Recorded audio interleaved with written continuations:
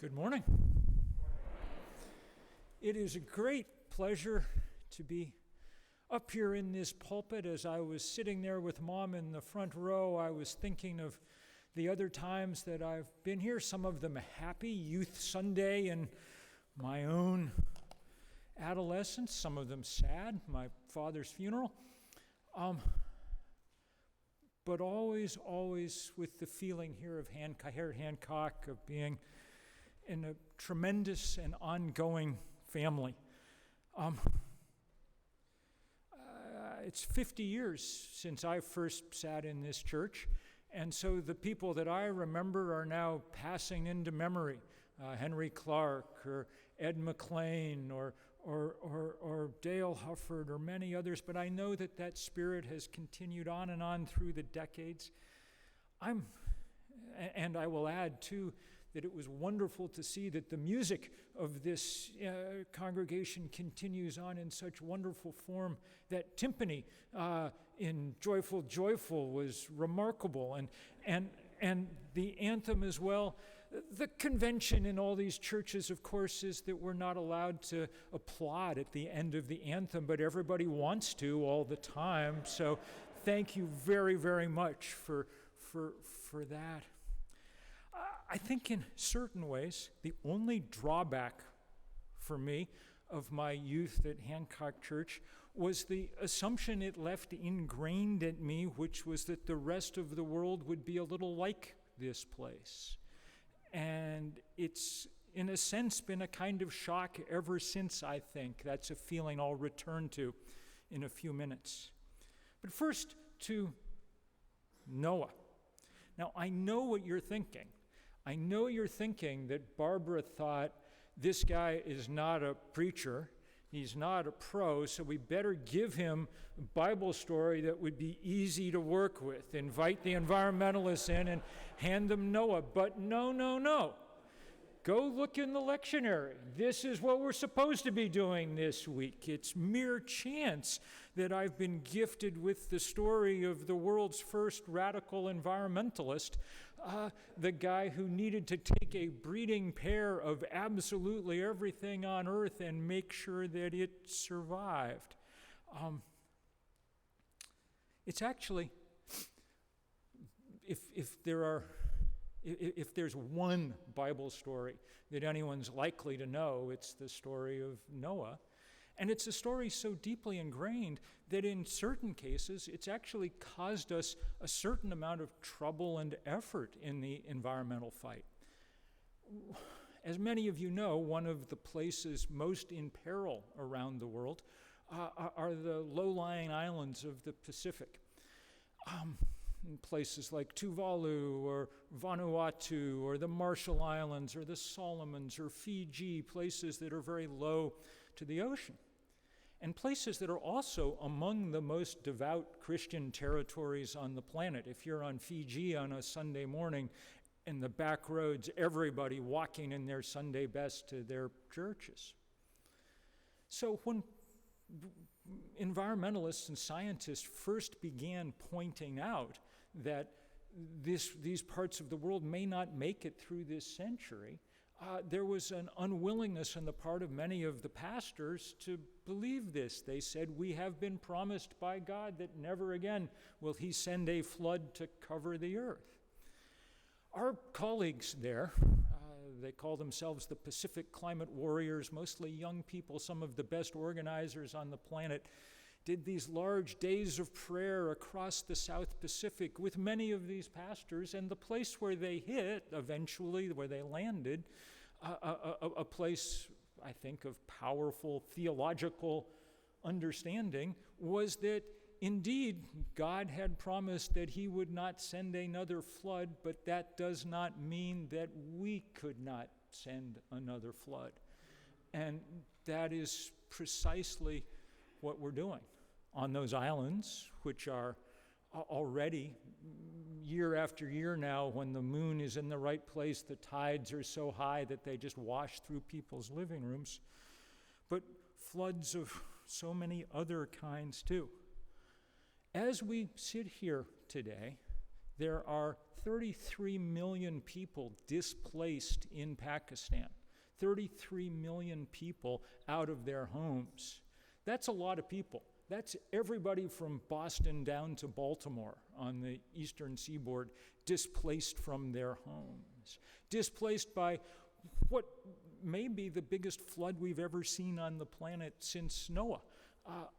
The Indus River is at places 100 kilometers wide this morning because it's broken its banks, and everywhere as far as you can see, there's water and water and water. The little reporting that's come back from Pakistan has been stark. I watched a remarkable 5-minute segment yesterday from a reporter from CNN just standing on a raised road, the only thing visible above the water for many miles around, and thousands, tens of thousands of people streaming down it with all their possessions, driving their cows before them.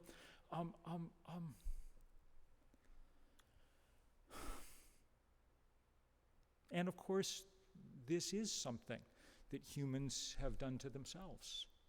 It can only rain that hard because we've changed the atmosphere. We've, by burning coal and gas and oil, put so much carbon up there that we've begun to warm the atmosphere. And a simple principle of physics is that warm air can hold more water vapor than cold. That's why in arid areas we get this evaporation that leads to these massive forest fires burning even today in California. And it's why when that water goes up in the atmosphere and then comes down, it comes down in deluges like we've never seen before. It's been raining for weeks up along the Khyber Pass. Parts of Pakistan have gotten 800% more rain than normal in the course of this summer. It's just too much water. Too much water there, too little elsewhere. We have done it to ourselves. But of course, that's not quite right either. We haven't all done it to all of ourselves. The people of Pakistan, 200 million or so of them, have produced about 1% of all the carbon emissions on planet Earth. The 4% of the world's population that lives in the U.S. have produced about 25% of the carbon emissions in the atmosphere.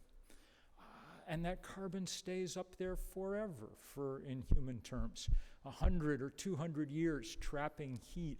The carbon that poured out of the back of the family Plymouth when I was getting my learner's permit, when my father was taking me around the parking lot at Raytheon, teaching me to drive, that carbon is still up in the planet, still up in the atmosphere, warming the earth.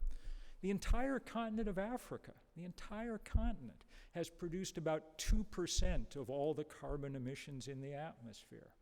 And yet they're suffering more heavily than any other place on Earth. The iron law of global warming is the less you did to cause it, the sooner and the harder it hits you.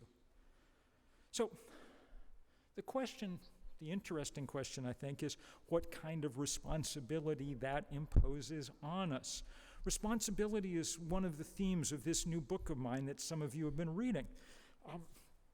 In Lexington in the 1960s, Dr. King came for a visit, spoke at the high school. Thousands of people crowded in. It was a remarkable moment. And in the aftermath, people in Lexington formed what was quite wonderfully called the Suburban Responsibility Commission. And that Suburban Responsibility Commission went to work shouldering some of those responsibilities, some but not all of them. As I wrote in that book, one of the beginning anecdotes is about the day in 1971 when the voters of Lexington rejected by a 2-to-1 margin the first plan for affordable housing in this town. And in the decade since, the wealth gap in this country and this world, a gap that often gets drawn along lines of race, has only widened. And similarly, this carbon gap. Again, suburbanization of the U.S. was the single biggest puff of carbon that we ever put into the air. The only thing that comes close, but not that close, was the industrialization of China 20 or 30 years later. So when we say, as we said today, forgive us our debts as we forgive our debtors, it's important, I think, for us to remember that that really we have no one to forgive except ourselves, and that would be weak to forgive our own debts here. We are and always will be in a position of debt to the rest of the planet and to its people, a debt that will be very, very hard to pay. So what would it mean to love one's neighbors, considering that inevitably one's neighbors are all over the world? Again, if our carbon can affect their lives, then they are de facto our neighbors on this planet. Bearing that responsibility means some real rebalancing of wealth in this country and in this planet. It's not okay that it's ended up as unfairly divided as it has. We can do that in many ways. One is the spread of this miraculous technology that has developed over the last 10 or 20 years, the time when we've seen the rise of solar power and wind power, when we've seen its cost fall 90% to the point where the cheapest way to generate electricity on our planet is to point a sheet of glass at the sun. That is a miracle. That is a water into wine miracle in our time. And were we fully responsible, we would be as a nation spending all of our talent and power spreading that miracle here and especially around the world. It's amazing when you get to see that happening. I've spent some time in parts of rural Africa that have never had electricity. There are 1 billion people on this planet without electricity, and we're never going to get it from the grid, but now solar power has gotten cheap enough that it's possible to extend those blessings out to people and fairly easily. I remember sitting in a village in Ghana near the equator that had gotten solar power the day before. A friend of mine had installed a rudimentary solar system, 40 panels with wiring from hut to hut the day before. And now I was sitting with the elders of this village, and one old man kept handing me bottles of cold water to drink, for which I was very grateful, because, I come from New England and Ghana is too hot for me. But it took me, in my clueless Western way, about 15 minutes to figure out why he was so proud to be handing me those bottles. Until the day before, there had never been a refrigerator in that town. They'd never had a bottle of cold water. That is a miracle, a miracle. It means spreading technology like that, but it also means that we're going to have to do things like figure out how to open up our borders more profoundly to the people who have been dislocated by the things that we have done. There is no charity in that, only justice. And it means that we have to be willing, increasingly, to stand up to the powers that be and demand the change that we need. I began that book by describing the night 200 yards distant on Lexington Green when hundreds and hundreds of people from this town, including many from this congregation, including my father, went and got arrested alongside the Vietnam veterans against the war to stand up for justice in that time and place. And now we have to do the same thing. I was very grateful to Mom for explaining during her offertory announcement that none of the money for third act is going to come to me. She wanted that to be very clear before we began, that there be no skimming of the plate. But I am very proud of our colleagues, including my cherished colleague Veronique Graham, who's with us today, for the work that they've been doing, taking on the powers that be in this time and this place. One of the big campaigns that we've been fighting is against the 4 big American banks, Chase, Citi, Wells Fargo, Bank of America, because they are the biggest funders of the fossil fuel industry, the ones who allow it to keep expanding. And so we're enlisting people to do things like pledge to cut up their credit cards next year if these banks haven't begun to change. And we've been doing lots of work outside these banks across the country since Third Act is designed for people like me over the age of 60. It's been lots of fun to be doing this work in collaboration with young people. We were outside a bank not long ago up in northern New England having a demonstration, and of course there were lots and lots, dozens, hundreds of high school kids there because they completely get it. And they were at the head of the march because they were somewhat sprier.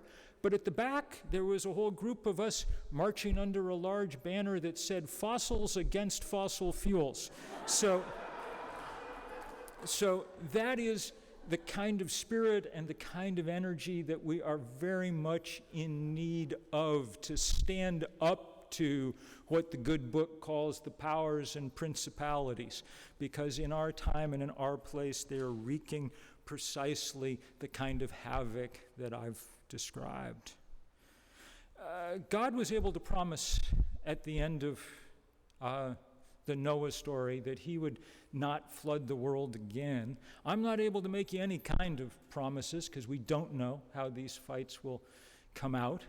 But one of the advantages of being people of faith is that we are allowed to at least imagine that if we do everything we can, there are forces at work in this world that will meet us halfway.